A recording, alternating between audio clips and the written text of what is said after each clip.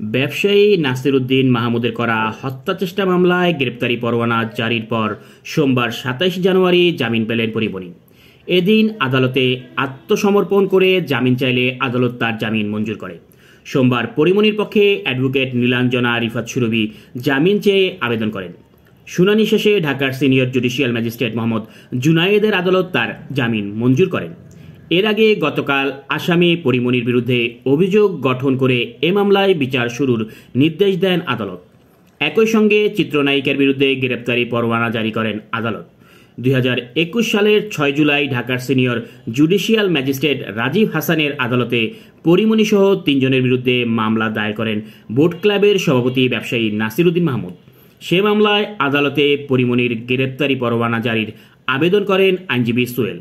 গ্রেপ্তারি পরোয়ানা জারি হলে পরিমণির পক্ষের আইনজীবী নীলাঞ্জনা রিফাত সুরভি আদালতে সময় আবেদন করেন, কিন্তু আদালত তা নামঞ্জুর করে চার্জ গঠনের আদেশ দেন এবং আগামী ২০ মার্চ সাক্ষ্য গ্রহণের তারিখ ধার্য করেন।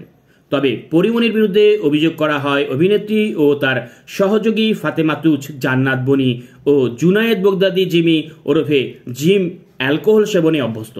তারা সুযোগ বুঝে বিভিন্ন নামি দাবি ক্লাবে ঢুকে অ্যালকোহল পান করেন এবং পার্সেল নিয়ে মূল্য পরিশোধ করেননি।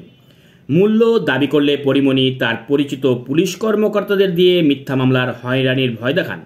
পরিমণির বিরুদ্ধে করা মামলায় উল্লেখ করা হয় ২০২১ সালের ৯ জুন রাত ১২টার পর পরিমণি তার সহযোগীদের নিয়ে বোট ক্লাবে ঢোকেন। ওই সময় বোট ক্লাবের সভাপতি ব্যবসায়ী নাসির উদ্দিন ও তার সহযোগী শাহ শহীদুল আলম ক্লাব ত্যাগ করছিলেন।